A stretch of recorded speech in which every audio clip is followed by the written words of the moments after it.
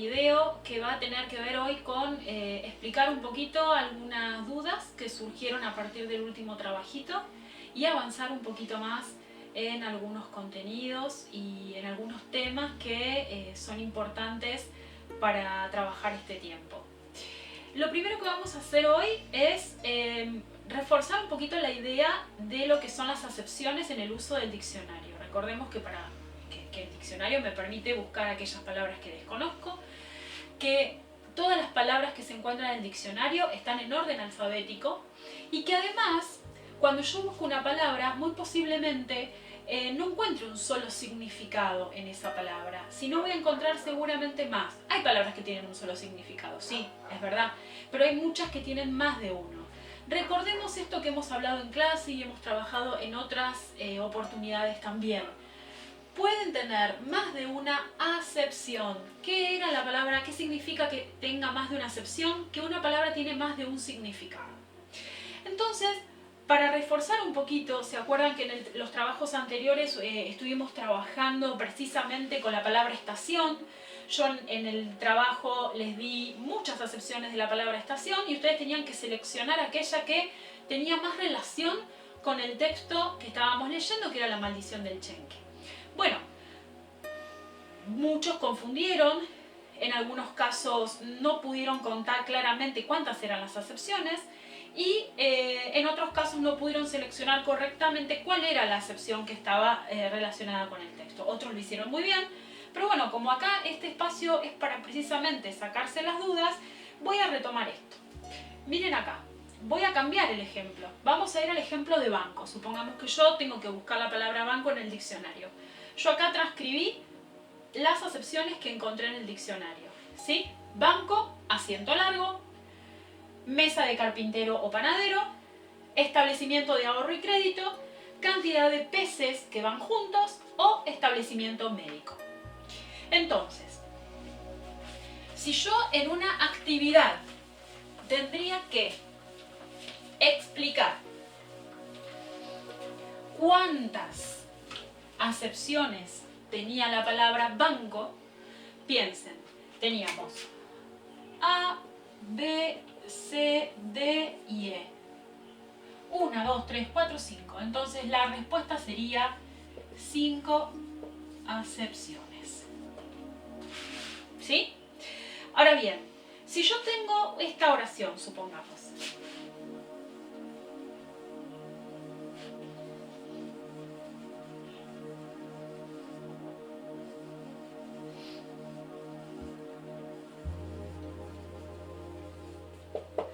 El banco se rompió cuando me senté. Yo precisamente ahí voy a tener que decir, bueno, ¿cuál de esas acepciones podría ser claramente la acepción correcta según este texto? No se olviden que esto es un texto, es una oración que tiene sentido, por lo tanto forma un texto. En base a este texto, ¿cuál sería la acepción correcta de la palabra banco? Bueno, la que tenía que ver con el asiento. Entonces, precisamente la acepción correcta, la que se relaciona con este texto, sería la A. Esto que acabamos de hacer era lo que parecido ustedes tenían que hacer en su trabajo. Y lo que tienen que hacer siempre. Cuando alguien les pregunta, o en un trabajo de ahora más, ustedes van a tener que decir cuántas acepciones tiene esa palabra. Si yo no les doy todas las acepciones, ustedes tendrán que contar las acepciones que figuran en su diccionario. Pero si yo les pongo la cantidad de acepciones, ustedes lo único que van a tener que hacer ahí es contar y leer con cuidado cuántas y cuáles son las distintas acepciones, es decir, los distintos significados que tiene esa palabra. Y era solamente eso, contar y decir cuántas eran y cuál era la correcta. En aquella oportunidad, para la palabra estación, yo les di 17 acepciones. 17 acepciones tenía la palabra estación. Y la correcta era la C. Yo igual ya les hice la devolución en el trabajo a cada uno, pero me pareció interesante poder compartirlo con ustedes. Recuerden entonces que la cantidad de acepciones tiene que ver con la cantidad de significados que tiene una palabra en el diccionario. ¿Sí? También a veces depende del diccionario que esté utilizando. Si es un diccionario enciclopédico, un diccionario que es muy grande, posiblemente encuentre muchas más acepciones que en un diccionario pequeño de bolsillo, de esos que por ahí llevamos a la escuela, en donde voy a encontrar quizás menos cantidad de palabras y también menos cantidad de acepciones, ¿sí? Si bien hay un mínimo de cantidad de palabras que están en los diccionarios, en algunas vieron que a veces pasa que cuando buscamos alguna palabra en un diccionario no está y en otras sí, ¿sí? Eso también depende del tamaño del diccionario que voy a utilizar. Bien, ¿esto les quedó claro? Espero que sí. Cualquier duda, igualmente me la pueden seguir haciendo en el trabajo en clase o en los trabajos sucesivos que vamos a ir haciendo, porque esto lo vamos a retomar. Muy bien, ahora vamos a retomar también uno de los temas que empezamos la clase pasada, que tenía que ver con el juego que ustedes tenían que hacer de una habitación pirata. ¿Se acuerdan que yo les dejé un juego para que ustedes utilicen la memoria y hagan un poquito de recreación? Pero a la vez también les pedí que observaran qué palabras eran las que, qué clase de palabras aparecían en ese juego. Ustedes tenían que determinar y ordenar elementos que estaban en esa habitación. Bueno, si yo tuviera que nombrar esos elementos, ¿qué debería ser? ¿O qué serían? Esa cuestión de nombrar. Cuando yo nombro elementos, ¿qué estoy nombrando? ¿Estoy nombrando sustantivos? ¿Estoy nombrando adjetivos? ¿O estoy nombrando verbos? En el juego aparecían nombres de objetos. Entonces, cuando yo puedo establecer un nombre de un objeto, de un animal, de una cosa, de una persona, entonces estoy diferenciando sustantivos. La opción correspondiente entonces sería sustantivos. En el juego aparecieron todos nombres de sustantivos. Pero bueno, entonces, ¿qué es un sustantivo? Ustedes seguramente ya lo han visto en clase en años anteriores. Esto es algo que se viene trabajando bastante en otros años, pero me pareció importante repasar. Bueno, vamos entonces a hacer memoria y vamos a repasar lo que significan los sustantivos, ¿sí? Yo por eso les voy a compartir unas definiciones que me parece que les pueden servir para aclarar o para recordar. Los sustantivos son palabras o nombres que designan elementos materiales o inmateriales, ¿sí? Que hay en la realidad. Por ejemplo, libro, mesa, en ese caso son materiales, ¿sí? O que son construcciones del pensamiento. El amor, la libertad, por ejemplo. Los sustantivos, otra de las cuestiones que tenemos que tener en cuenta es que los sustantivos van acompañados o de un artículo o de lo que se llama un determinante. Pero antes de pasar a explicar esto, sí es importante que nos detengamos en esta definición. Porque lo que hace esta definición es aclarar que los sustantivos no son aquellos que se pueden ver y tocar solamente, sino que los sustantivos también son aquellos nombres que tienen que ver con construcciones del pensamiento, con sentimientos, con emociones, ¿sí? Si yo digo amor, felicidad, amistad, estoy nombrando eso, construcciones del pensamiento también, ¿sí? Y que tienen que ver con cuestiones que no puedo ver y tocar. Hay algunos sustantivos que sí se pueden ver, se pueden escuchar, se pueden tocar, se pueden degustar, pero hay otros que no, y que aún así siguen siendo sustantivos, ¿sí? Eso es muy importante que se lo acuerden. Decíamos entonces que los sustantivos normalmente van acompañados de un artículo o de un determinante. En los artículos, si hacemos memoria, tenemos los artículos la, las, lo, los, el, ¿sí? Estos son artículos. Pero también tenemos determinantes, ¿sí? Por ejemplo, un, una, unos, ¿sí? Unas, que son los que acompañan, son palabritas que acompañan al sustantivo. Vamos a ver ejemplos.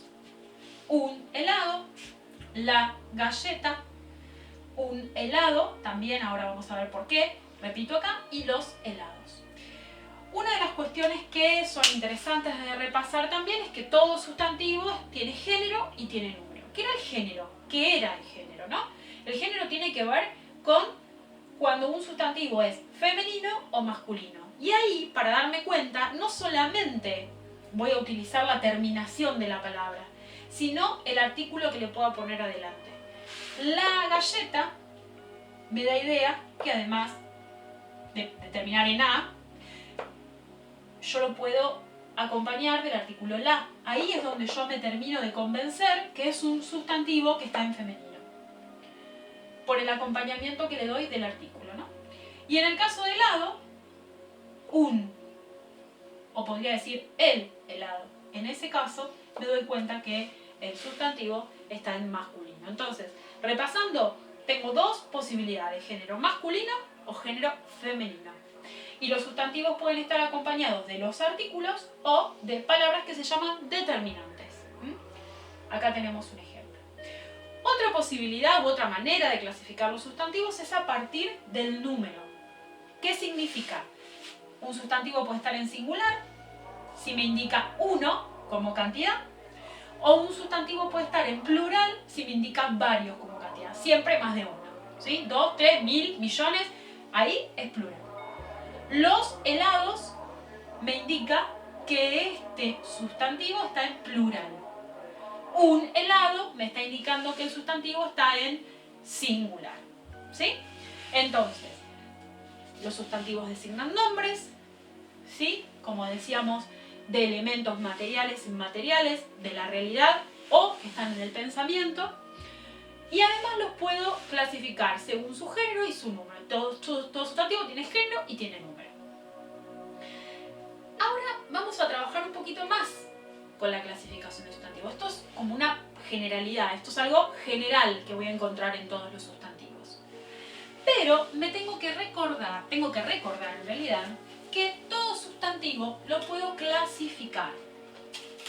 Y una clasificación muy interesante que puedo hacer, y que de hecho ustedes también la conocen, es la clasificación de sustantivos según sean comunes o propios. Esa es la primera gran clasificación que tengo que hacer de los sustantivos. Y con esa nos vamos a quedar hasta las próximas clases. No vamos a ir mucho más allá hasta que esto no esté bien claro. Los sustantivos, como dijimos, pueden ser comunes o propios. ¿Cómo definíamos a los sustantivos comunes? Los sustantivos comunes son los que designan un nombre genérico, de manera general. ¿A quiénes? A seres de una misma clase. Pueden referirse a personas, acá tenemos ejemplos, ¿no? Hermano, abogado, animales, gato, tiburón, y cosas, cuaderno, felicidad, etc. ¿Ven? Acá también tenemos elementos que yo puedo tener en la vida real o puedo obtener de la vida real, y acá otras cuestiones que tienen que ver con el pensamiento y son sustantivos. Los nombres comunes, la gran característica además es que van con minúscula inicial. Minúscula inicial. Acá, por ejemplo, les doy una oración para que podamos ver. La hermana de mi compañera de piso se va de vacaciones con su gato en tren. Todas las palabras que están subrayadas acá son sustantivos. Y además son sustantivos ¿de qué clase? Piensen, ¿comunes o propios? Todos tienen acá la gran característica. ¿Cuál es la gran característica? Que son todos sustantivos comunes. ¿Por qué? Porque tienen un nombre genérico, ¿sí? Designan en general. Por el otro lado, el otro gran grupo de palabras, de sustantivos, son los sustantivos propios. Y acá el tema que la mayoría no recuerda. Los nombres propios o los sustantivos propios designan entidades únicas. De toda esa generalidad que se representan en los sustantivos comunes, los propios lo que hacen es diferenciarlo entre todo ese grupo. Por ejemplo, yo puedo decir niños, ¿sí? Pero si yo digo Juan, digo Pedro, digo Mario, digo Sofía, estoy identificando de ese grupo de niños ¿a quién?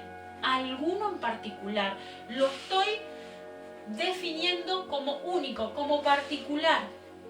Entonces, desde esa manera, yo ¿qué es lo que estoy haciendo? Estoy utilizando esos nombres que son sustantivos propios. ¿Bien? Ok, entonces, vamos a ver que todo esto clasificarían a los sustantivos dentro de lo que son los sustantivos propios. Son identificadas por medio de ese nombre propio que no dice nada más sobre sus rasgos. Pueden tratarse de nombres propios de persona, por ejemplo, Jaime, de lugares, Chile, de festividades, por ejemplo, Navidad, de instituciones, las Naciones Unidas, y la gran cuestión, que no se acuerdan ustedes normalmente, se escribe con mayúscula inicial, ¿sí? Todos los sustantivos propios van con mayúscula inicial. ¿Qué quiere decir? Que empiezan con mayúscula. Yo en este caso usé todo lo que es letra imprenta mayúscula para que se lea mejor. Como acá no voy a distinguir entre mayúsculas y minúsculas, lo que hice fue ponerles color a los sustantivos propios, que serían aquellos que voy a tener con color, ¿no? que indican la mayúscula, ¿sí? Todas estas palabras, entonces, que tenemos subrayadas e iniciadas, son sustantivos propios.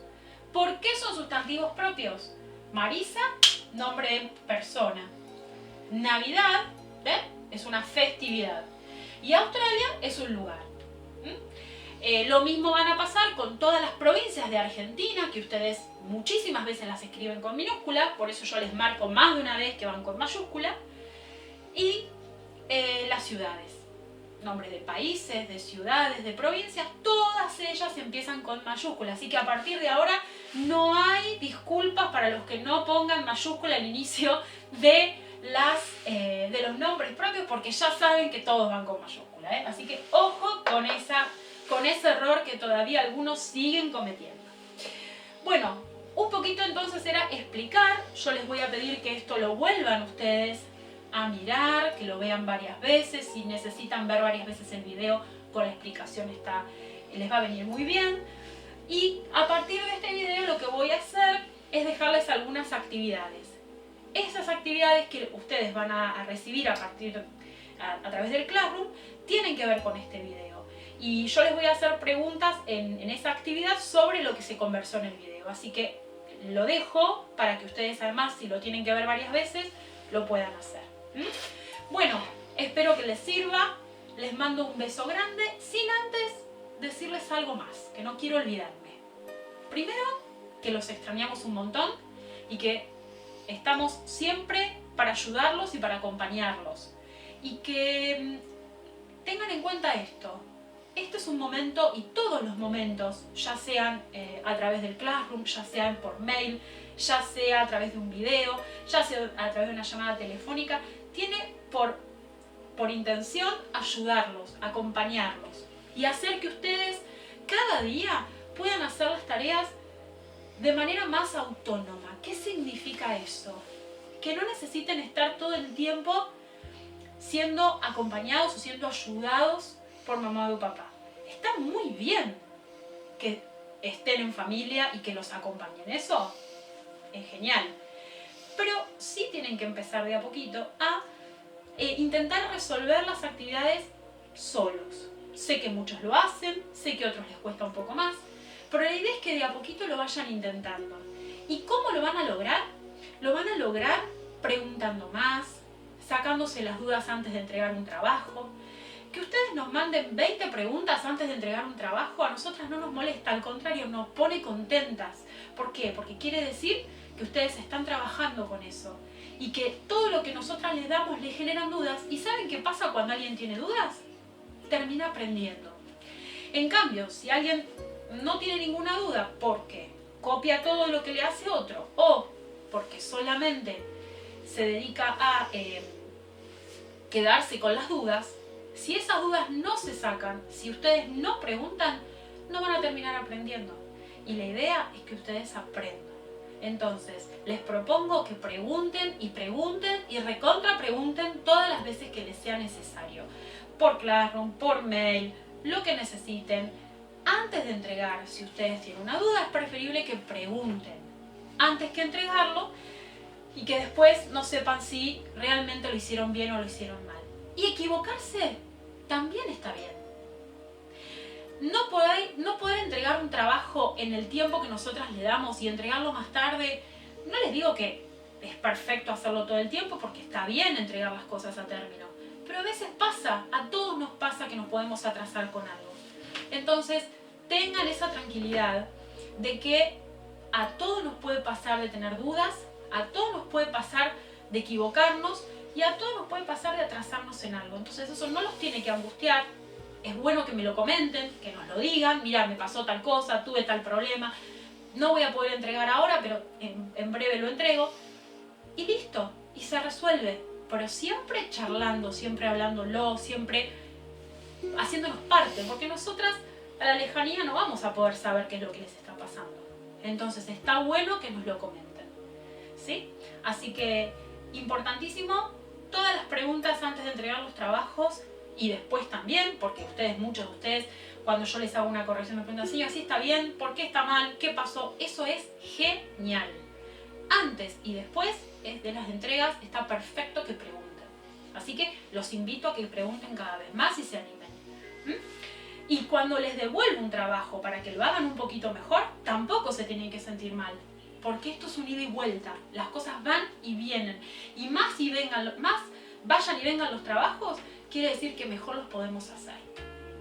Así que les mando un beso enorme. Espero que se cuiden, que sigan estando bien y que nos podamos seguir comunicando hasta que todo esto pase de la mejor manera posible. Así que espero sus comentarios. Un beso grande.